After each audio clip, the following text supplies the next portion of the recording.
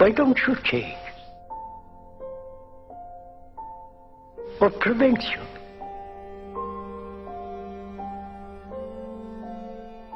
But ask that question more seriously and deeply. What's your answer? Why don't you change? What prevents you?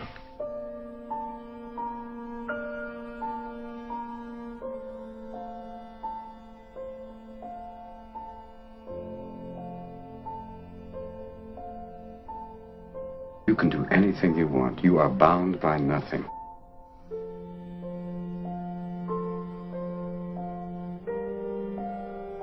What are you passionate about?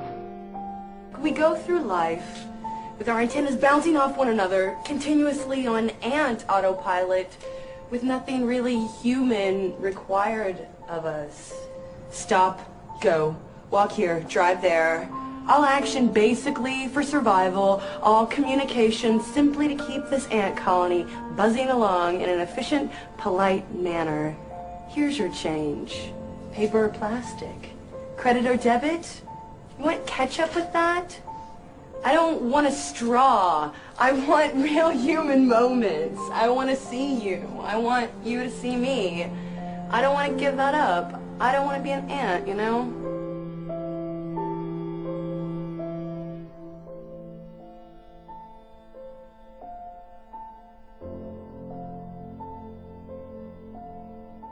I did my career on my own terms, and I don't know how many people get to do that anymore. I think there are too many expectations, there are too many pathways and rules, and true rebels don't seem to be around very much. So what would you say to a 20-year-old then? What would you say? I would say do what you love, do it well, and if people pat you on the back for it, you got it. The secret to happiness is finding something you love and doing it well, and then being recognized for it. Someone, even if it's one person who says you're doing a great job, or if it's applause, put those three things together. I said to my wife at that time when I changed, I said, you know, even if I only filled coffee houses 3 days a week for the rest of my life, I'd be happy doing that. And when you let go of goals and stuff, I mean the attachment to goals, that's when things come to you. You should have an aim point, but not a thing like that.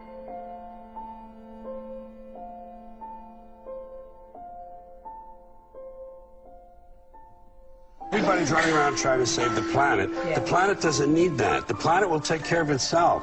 People are selfish, and that's what they're doing, is trying to save the planet for themselves to have a nicer place to live. They don't care about the planet. People think nature is outside of them. They don't take into them the idea that we're part of it. They say, oh, we're going for a nature walk. We're going to the country because we like nature. Nature's in here. And if you're in tune with it, like the Indians, the Hopis especially, the balance of life, the balance, the harmony of nature, if you understand that, you don't overbuild. It's a symphony. Everybody's in the band. You know, it's not just one group. People want their goodies. They want their toys. Everybody wants the newest gizmo. We're slaves to gizmos and toys. Everybody wants a cell phone that'll make pancakes, and I think that'll make them happy. Yeah. There are places that are going to go with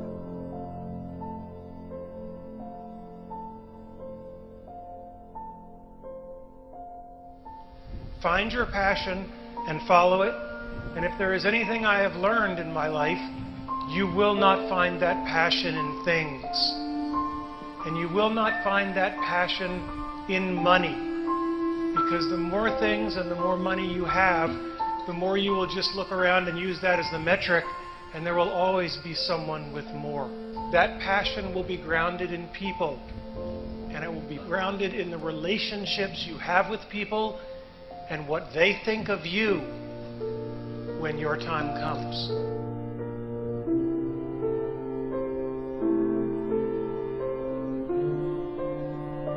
We are actually soft-wired to actually experience another's plight as if we are experiencing it ourselves. But mirror neurons are just the beginning of a whole range of research going on in neuropsychology and brain research and in child development that suggests that we are actually soft-wired not for aggression and violence and self-interest and utilitarianism, that we are actually soft-wired for sociability, attachment, as John Bowlby might have said, affection, companionship, and that the first drive is the drive to actually belong.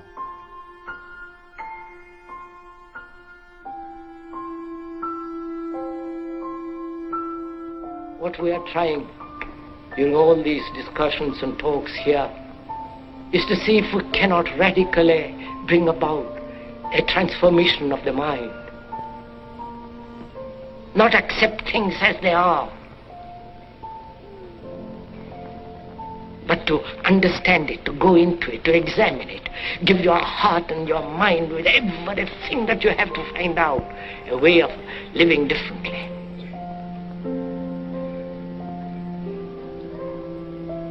But that depends on you and not somebody else. Because in this there is no teacher, no pupil, there is no leader, there is no guru. There is no master, no savior. You yourself are the teacher and the pupil. You are the master, you are the guru, you are the leader. You are everything.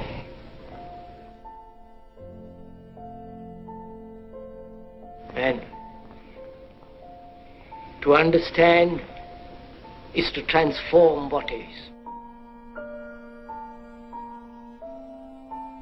They are afraid of new ideas.